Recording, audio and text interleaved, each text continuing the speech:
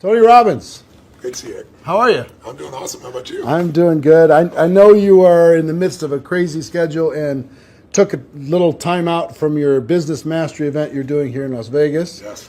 Congratulations on what you do with that. I have so many friends that have raved about that program for years. I'm really pleased with it. Yeah, but thank you for taking the time. I know you've got a lot of stuff going on, and our audience here inside of the network marketing space, Yes. they're passionate about becoming professionals inside of the space, taking their skills to another level. They believe, as I believe, that for the average person, it's just a great option for someone to take charge of their life and become an entrepreneur without a lot of the risks that are typically associated with becoming an entrepreneur. Yeah. You've been around a long time. You've seen a lot of different things. Yeah. What are your thoughts about network marketing in general? And what is your thoughts about the decision that people can make to become entrepreneurs using it? Well, it's interesting. I'm doing this program right now, and I got a room, of a couple thousand people from 44 countries. They're all business owners. Some of them are businesses that are approaching $1 billion. Some of them haven't even started yet, right? They're just picking their business. So it's really variety. And one of my goals in that event is to actually get people to not go in business. And the reason it sounds horrible is someone spends $10,000 to come to an event. And I told them up front, some of you are not made for this because to run a business requires a certain natural capacity, a nature, if you would, besides skills that you learn. And it's the ability to handle risk. It's the ability to handle stress. It's the ability to do a lot of different things. And you have to be able to manage finance. Most people, they have some of those skills. And that's why every year, 50% of businesses that start are out of business. You look at over any 5-year period of time, 80% are out of business, and over a 10-year period of time, only 4% make it. Now, make it, Eric, doesn't mean that they're making any money, right? That just means they're still standing. 96% fail, and after 10 years, you're set, right? No. Look at Lehman Brothers, right? Around for a century. They did combined $1 trillion in revenue over that century, and they're gone. So the world, technology changes, products and services changes, it's so competitive. So to really be successful, it's a really unique situation. What's beautiful about network marketing is you get all the benefits of being an owner, but you don't have to be worrying about supply chain. You don't have to be worried about accounting, especially in the world we're in today. Network marketing used to be a little bit more different, but today with technology, you can know what's happening in real time. The companies have already set up the software. They know what happens. So it's really picking the right company. And there's a lot of great companies in that area. And it's really realizing that you're really a value creator. If you can go out and add value to other people's lives, if you can just introduce people to a product or a service that a company you represent that truly is extraordinary, some products and services can't just be thrown up on Amazon. They need the story to be told. And if you found a product or service of that nature and you got a company that has a generous schedule of being able to reward you, and then you begin to get leverage where it's not just you, where you multiplied your efforts to other people, then you get all the benefits of being a business owner without all the headaches and without the same level of risk. And so I think network marketing is amazing. Now, network marketing has a mixed reputation, and we all know that, right, in the marketplace. And, anybody goes out there, what are you doing? That's why you got to own yourself as a professional. I think that's why I'm supportive of what you do, because you're not just pumping people up, you're giving people real skill sets to be a pro. If you're a dabbler in anything, you're not going to succeed. So I don't think you should have the delusion that network marketing is the way to get rich if you're just going to try it. This is something you got to commit to and say, this is my profession. I'm going to be better than anybody else in this area. I'm going to get the skills and the ability, and I'm going to hone my talents, and I'm going to build my teams, and I'm going to constantly get better. But I don't have to take the risks of starting a business traditionally, and I don't have to be good at all those things that make it so hard for the vast majority of humans never to be able to succeed. And again, in this business, you don't have to wait to start making money. You don't have to hope that you can cover all that overhead. That overhead is being covered by the company. So I'm a big fan of network marketing, always have been, and I think the real thing is making sure you pick the right company and that you continue to grow your skill sets. The constant, never-ending improvement, what you've talked about for forever. That's correct. Right? This concept that you're always going to be getting better at your skills, you're always going to be getting better at your mindset, you're always going to be getting better at how you communicate with your groups, how you're building teams. Yeah. The challenge is people get into something, anything, and in the beginning it's exciting. Of course it's exciting. You join this new company, you have this new opportunity, you get a new relationship, even a new job is exciting in the beginning. But then there's the law of familiarity. If you get around anything enough, you start to take it just a little bit for granted. And you just can't do that with your own business. And that's really what network marketing is your own business. You got to say, this is never ending improvement for me. And I'm hooked. I'm hooked on this idea that I can get better and better. My income is not limited by my time because I can now produce results to other people as well. And I don't have to spend my time doing things I really don't want to do, like accounting and shipping and all those other elements. So I think if anybody's listening to this and they're on the edge, if you're on the edge, don't do it. Yeah, for sure. It's like step up. If you can't step up, it's the wrong thing for you. But network marketing makes it the easiest that I know of to step up if you become a pro. Now, you're talking about, in Business Mastery, Yes. this event you're doing right now, you're talking about giving people the best practices of everything that's happening in the world. That's correct. And from you and also a collection of experts sharing ideas. Just to entrepreneurs in general. And you're an entrepreneur, wildly successful entrepreneur, and you work with and are friends with many of the top entrepreneurs in the world.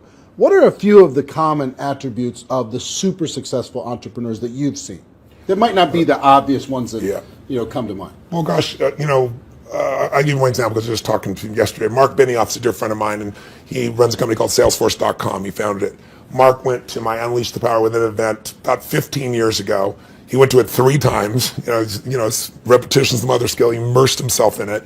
Again, a pro, not going to do something average. Comes up to me and introduces himself and says, Tony, he said, you've changed my life. I'm working for Oracle. I'm leaving. I'm starting this company, Salesforce.com. We're going to change the business world. I'll never forget. So we're going to do $100 million in business. I was teasing him the other night. He's going to do $7 billion this year, right? And I've been on a 15-year journey with him. What do they have in common? They have a sense of something they want to serve greater than themselves. The only challenge sometimes in network marketing, and I think what gives it a bad reputation for some people, is you get people in there that really act like they're doing it for something larger than themselves, but it really is only them. Now, there's nothing wrong with you wanting to profit and be successful, but motive does matter. And the most successful entrepreneurs have a motive that includes themselves, but they want to do something that's going to change the world, make the world different. It's like, when you're trying to meet your own needs, you get a certain level of insight. If you're trying to meet the needs of your family, you get a different level of insight because life supports whatever supports more of life, more people. If you're trying to support your community, different insight. If you're trying to have an impact on the world, it's even larger. And I found in network marketing, you find a few missionaries that are like those other entrepreneurs that it really is their mission. They'd honestly do it for free. And, they want to make money and they do make money. But if you're only doing it for the money, the unfortunate part is people sense that, and then they feel like it's just a transaction as opposed to an experience of added value. There's only one way on earth to really become wealthy, and that is do more for others than anybody else is doing. And if you can find a way to do that through your vehicle, like network marketing, there's no limit. But people sense what's really driving you, and you can't fake it because people's bullshit meters today are so big because everything's bullshit. Reality television is bullshit. It's even fake. So if you can just be raw and real and connect your mission, that is not to say that you're not going to benefit. Hell, I'm fortunate enough now. I got 21 companies. I got 12 I actively manage. We're approaching $6 billion in revenues this year, and I'm a guy that started out, in a 400 square foot bachelor apartment in Venice with no business background. But what has been my driving force is every industry, every company I've been to, it's like, I'm on a mission to create massive improvement and change. And I don't just say that shit. If you want to know who I am, you don't have to watch how my lips move, watch how my feet have moved for, 3.5 decades, actually 38 years now. I started when I was 3, I think, or something like that. But that's it. Find your mission, find a motive greater than yourself, and ironically, you will do incredibly well yourself as well. Yeah, I found that same thing's absolutely true. I want to transition to a project, talking about giving, talking about helping other people. Yes. I've been waiting for a lot of years for a new book from you. Yes, I think a lot of your audience is like, come on, when are you going to put out a new book? And you finally came out with a book, Money, Master the Game, 7 Simple Steps to Financial Freedom. And it is a tour de force. Man, did you do some work. Thank you. The interviews that you pulled off and the access that you gained. To our audience, what I've been trying to pound on, because if there's an attribute of even the successful people in network marketing, yes, it's being financially oblivious. Yes. And just spend all the dollars faster than you get it. Yeah. File an extension on your taxes. Don't even do, do quarterly estimates. They don't even pay attention to that stuff. Yeah, I know. So one of the theme that I really loved, one of the themes that I really loved, and I've started to promote within our community around the world, and there's 100 million people now in network marketing around the world. Wow, I didn't know that number. That's amazing. 100 million. Wow. $182 billion a year in sales. Yeah, I knew it was in total. the 200 billion range. So 100 million people are involved, and the theme that I like is you teach people to have two businesses. Yes. One is the business of how you're making your money. Yes. And the second is the business of your investments giving you an income stream. So for people in network marketing, one is to create, maybe transition from a job to a network marketing career. Yeah. And then once you're there, try to get your investment income to surpass your network marketing income. Correct. So first of all, what drove you to create this book? And what could a person inside of network marketing benefit from? I've already benefited tremendously, right? Because I came out of that world, right? It's just you're pedaling as fast as you can, and sometimes you're just focused on growing the group, and you forget about the dollars. And sometimes it's programming, mental old stuff. For sure. For me, it had to do with self-worth. It had to do with anytime I got money, I had to spend it as quick as possible. I had to buy everybody dinner. I had to make bad investments so I'd be back to that familiar crisis mode again. So that was my issue with money. So it wasn't even strategy for me. It was some programming stuff for me. So the people inside of our space, how could they benefit from having a better financial IQ? And what can this book do in order to be able to help them improve that? A lot of questions. Yeah, I know. The first one is, I didn't write a book for almost 2 decades, like 18 years, primarily because I just hate writing.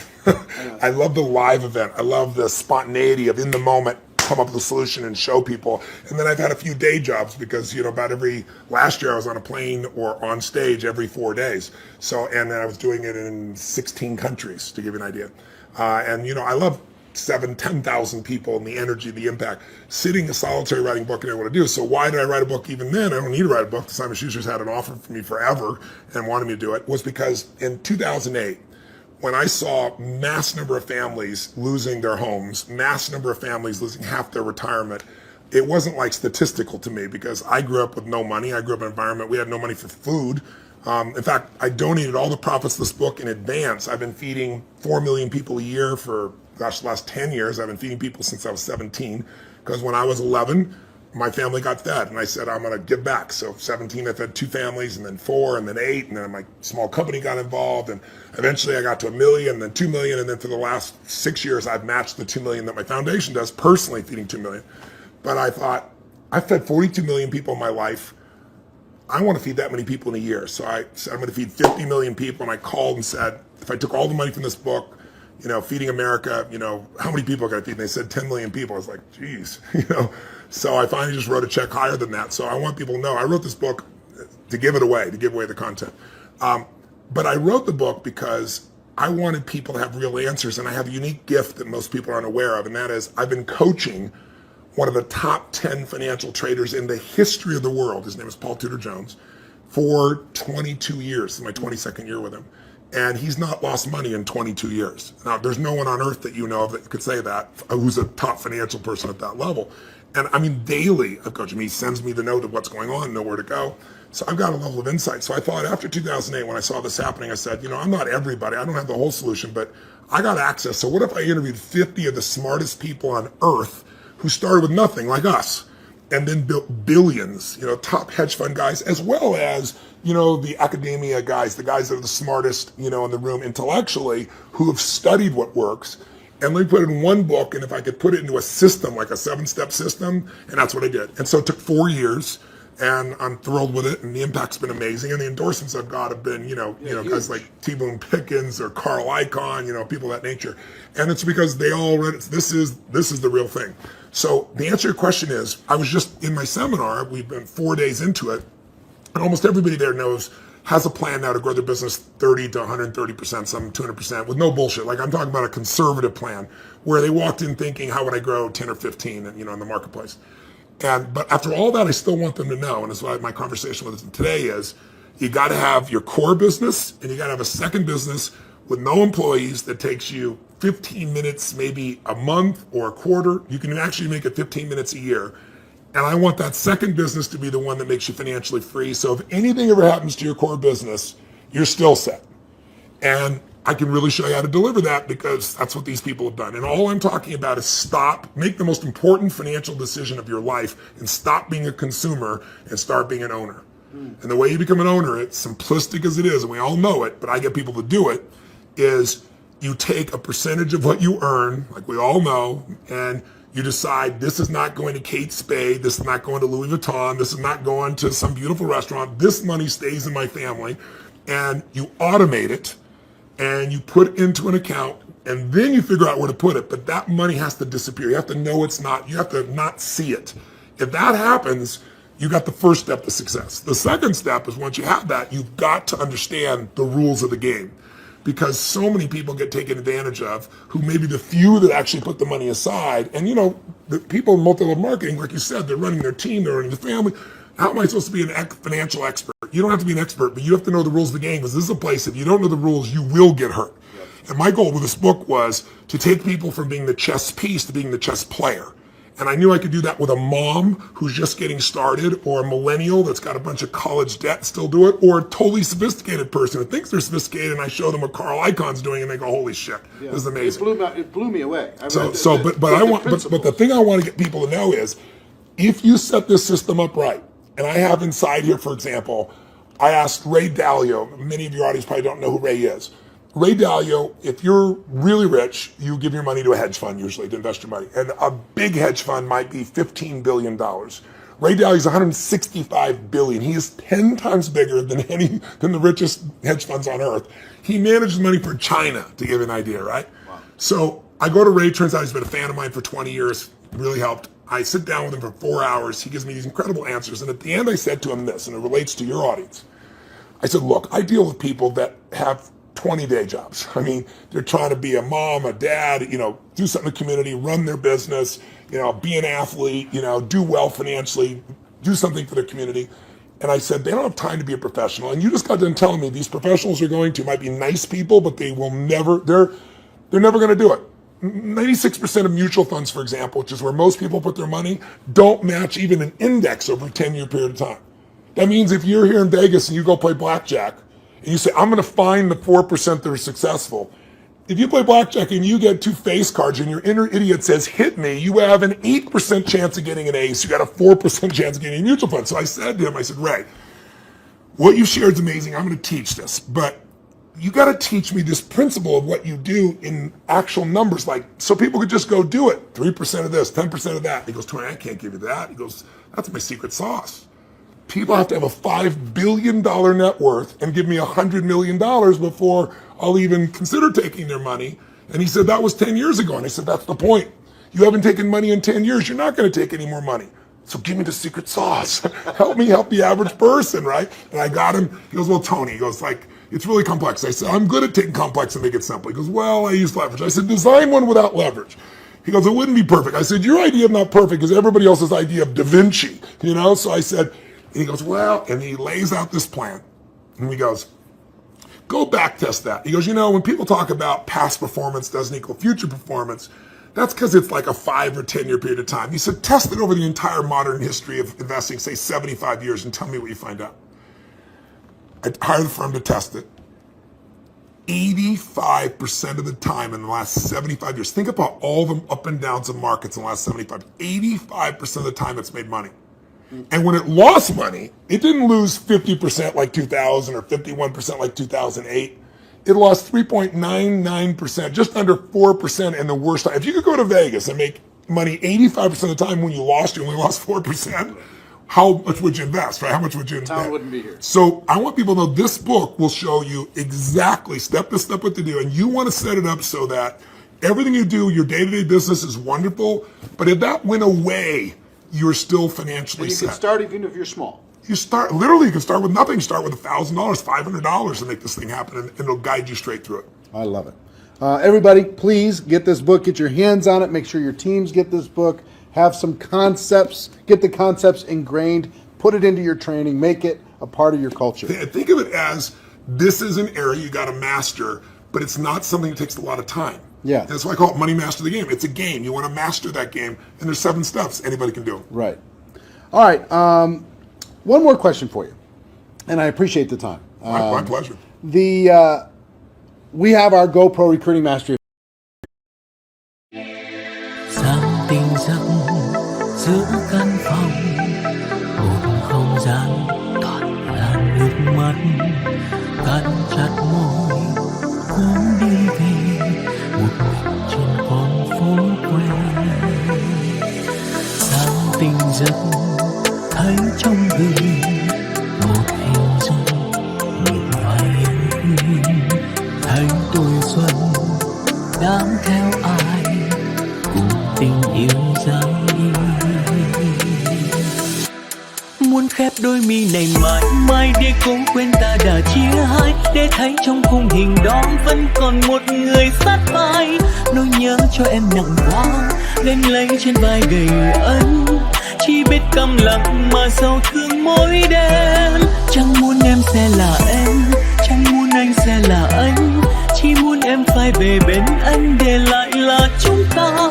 Nước mắt anh đâu còn nguồn để khóc cho một người xưa, đứng giữa căn phòng mà anh khóc trong lòng.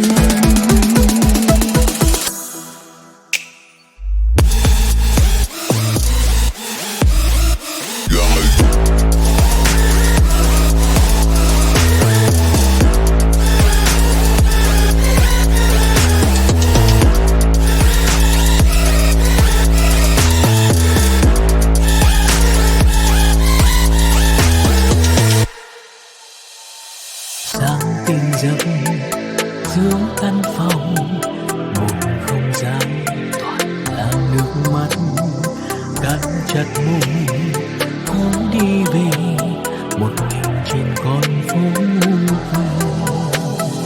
Sáng tinh giấc thấy trong gương một hình dung mệt nhoài yêu thương, thấy tuổi xuân đang theo ai cùng tình yêu ra đi. Muốn khép đôi mi này mãi mãi để cố quên ta đã chia hai, để thấy trong khung hình đó vẫn còn một người sát vai. Nỗi nhớ cho em nặng quá gánh lấy trên vai gầy ấn, chỉ biết câm lặng mà sâu thương mỗi đêm. Chẳng muốn em sẽ là em, chẳng muốn anh sẽ là anh, chỉ muốn em phải về bên anh để lại là chúng ta. Nước mắt anh đâu còn nguồn để khóc cho một người xưa, đứng giữa căn phòng mà anh khóc trong lòng.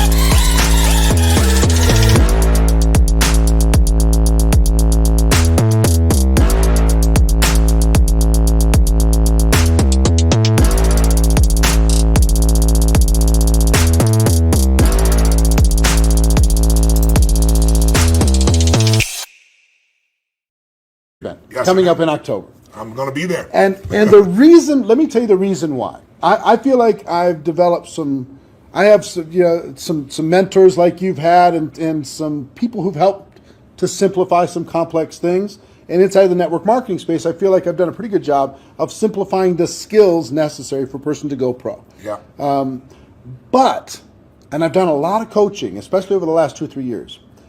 The biggest obstacle is not the skills. No, never. The biggest obstacle is the breakthrough that is required in a person's mind in order to be able to go to another level.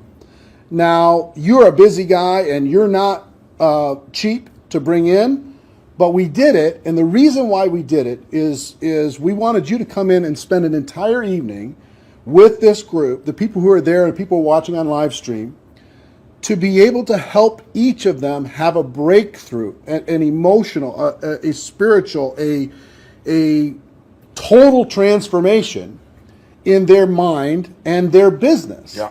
What are you going to be sharing with people? What can they expect to learn? What kind of results can they expect to achieve as they leave there? What are you going to be bringing?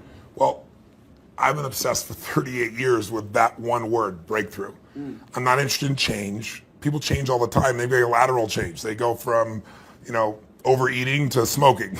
They go from one bad relationship of one way to another one. I'm interested in a breakthrough. A breakthrough is a moment in time when everything changes, and it changes for the best.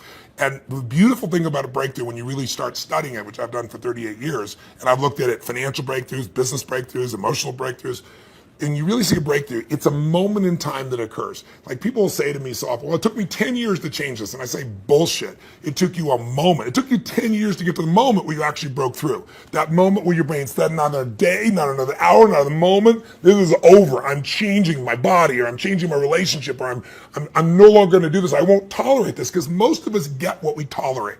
And we don't realize that there's that point. And I'd be willing to bet every one of the people listening or watching here has had breakthrough moments where you struggle with something for a long time and promised yourself you're going to do it or change it, or, and then you didn't do it, and then maybe finally something happened that pushed you over the edge. So I've been obsessed with finding what pushes people over the edge, and then more importantly, what sustains the breakthrough, right? And when it comes to business, that's what they have, business ownership. I can tell you beyond a shadow of a doubt that the chokehold on the growth of any person who's watching or listening, anybody in network marketing, any business owner, the chokehold always is the psychology and skills of the owner or the leader. Always. You will never grow your business past your own development. And I tell people that, like when I start seminars, and they all want to know strategies, and I have so many business strategies, and I love to wow people with the strategies that save them a decade. But I don't do that. The first day of everything I do is pure psychology, because I give you 10 strategies, and how many people have shown you a strategy, the answer's right there, and people still don't follow through. And it's simply because of that. So don't get me wrong, skills are critical too, which is why I think what you're doing is so invaluable. But I feel privileged to come in and add to that, because I found it's 80-20. 80% psychology, 20% skills. Now, if you don't have the skills, you're not going to succeed. But if you don't have psychology, you have the skills, and you still won't follow through.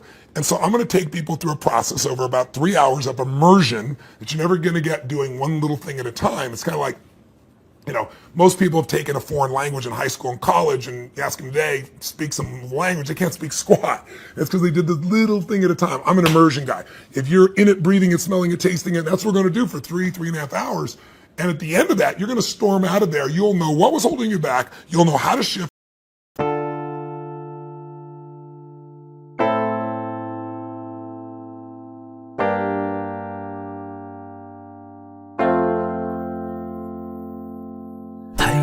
Em cứ ra đi như em hằng mong muốn.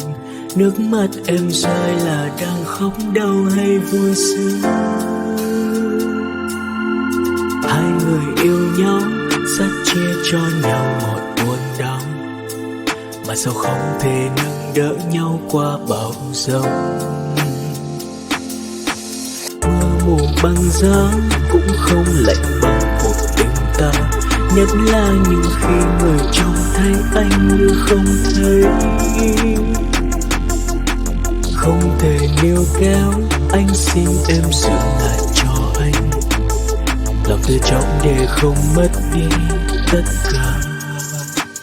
Vì anh luôn muốn em được hạnh phúc, và anh cũng muốn anh được hạnh phúc.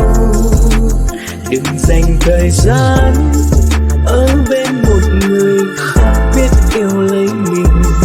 Đừng hoài phí thanh xuân của mình. Giây phút em bước chân khỏi căn phòng này là ta mất nhau. Giấc mơ bên ngôi nhà, những tiếng cười những đứa trẻ. Anh biết không thể ngăn bước em đi về nơi em đã chọn, còn anh sẽ cố quên đi những ngày đưa đón. Có thể ta sẽ trông thấy nhau đôi lần đầu giữa đám đông. Có nhớ không em, người từng khiến tim em yếu mềm. Anh muốn được giữ em mãi nơi sâu thật sâu trong trái tim, vì dù sao chúng ta cũng đã từng hạnh phúc.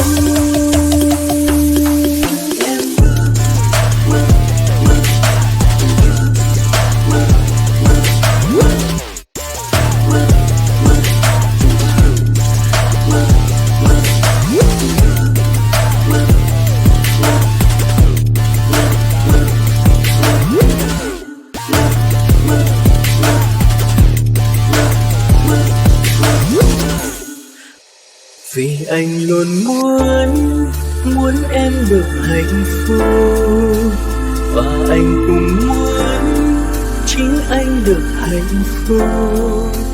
Đừng dành thời gian ở bên một người không thể yêu mãi mình, đừng hoài phí thanh xuân của mình. Giây phút em bước chân khỏi căn phòng này là ta mất nhau. Giấc mơ bên ngôi nhà, những tiếng cười những đứa trẻ. Anh biết không thể ngăn bước em đi về nơi em đã chọn, còn anh sẽ cố quên đi những ngày đường đón. Có thể ta sẽ trông thấy nhau đôi lần đầu giữa đám đông. Có nhớ hay không một người khiến tim em yếu mềm.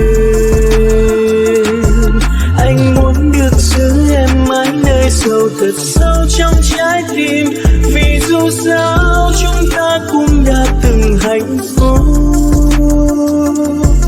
Có thể ta sẽ trông thấy nhau đôi lần đầu giữa đám đông. Có thể tim ta yếu mềm. Có thể ta sẽ trông thấy nhau đôi lần đầu giữa đám đông. Có thể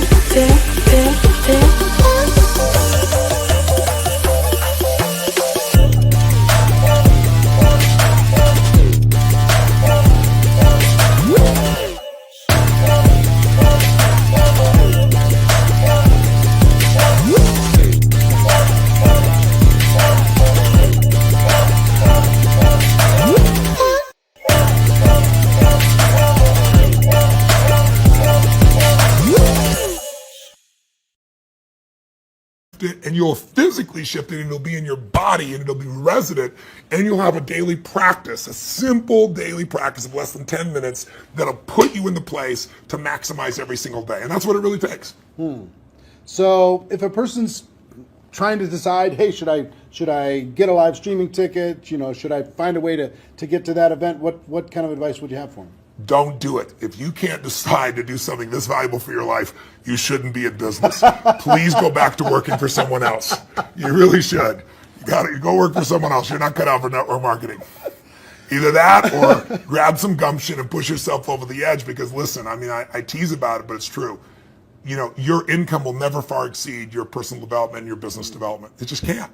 You're never going to see a person influence someone of higher influence when they haven't grown in themselves. I mean, if you're growing, you can lead. You don't have to be perfect. I'm not far from perfect. But if you're caring and if you're growing, people sense that about you, because the average person is not. And that's attractive. That's going to pull people to you. You know, a lot of people are like, how do I get people? The fastest way to get people is develop yourself, and people will sense it. And when you talk to people, you know, they sense that, you know, whatever you're saying is the tip of the iceberg. They know there's so much deeper and they want more. And what better to do in life than to become the kind of person that you know you're not perfect, but you're growing constantly, and because you're growing, you have more to give. And so I'm obsessed. You want to get better? Life gets better. My original teacher, Jim Rohn, used to say to me, Tony, for things to get better, you got to get better. You know, for things to change, you got to change, right? And I can tell you, if you're going to add more value, you can't just hope good ideas are going to just show up out of the blue. You got to pursue them. Great ideas are going to change your life. Don't interrupt you. You pursue them, you use them, and they change your life. And we're going to create an environment where people that day who are there will not forget that they're there. It'll have an impact for years to come. I will tell you that Jim Rohn also talked about the day that turns your life around. Yes. That day of disgust, that day of determination, that day Yes. when you finally make the decision, Yes. like you're talking about. Yeah. And I think that the people are going to attend. And the reason why we're bringing in you, the reason why I'm excited to work with you in this project and with this huge group of people around the world is I want them to have that breakthrough. That's cool. I want them more than anything else to go out there and just absolutely crush it on every level. Well, the reason I'm doing this talk with you, my dear friend Sam, who you guys are good friends, put us together and arranged this, is I know you're totally sincere, and I know there's a reason there's 7,000 people come to this. It's because you really deliver the goods for people on your own. So I feel like you're a brother on the path, and together, hopefully, we can do more than we would do separately. Yeah, man. Hey, I appreciate it. Thank you, Thank man. you very much. My and pleasure. looking forward to tearing it up with you in October. I'll be here. All right. See you then.